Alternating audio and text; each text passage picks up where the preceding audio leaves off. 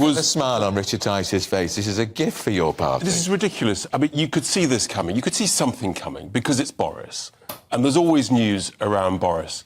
But frankly, if I was Boris Johnson, I'm very glad I'm not, if I was Boris Johnson, I would sue the government. This is an absolute outrage. The fact that he didn't know about it. Let's just remember what this is for. This is for the COVID inquiry, which is taking too long and costing too much anyway.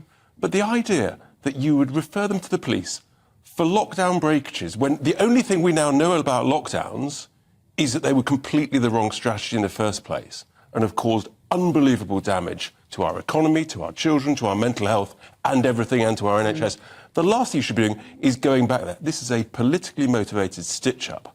It's essentially sort of, it feels like the death throes of a party that's trying to commit suicide. Let's just so people know, people watching and listening, Richard, he handed over his diaries to civil servants preparing for the lockdown inquiry. They saw abbreviated entries in the diaries, which they decided must mean, at Chequers, he was breaking lockdown rules, handed it to the police. Didn't discuss it with him. The Prime Minister says he knew nothing about it. Really? Do you believe that?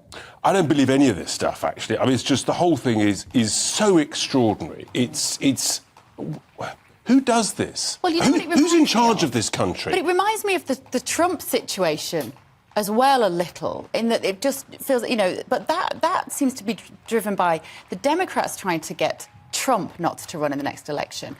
But this is the Conservative Party turning on Boris Johnson.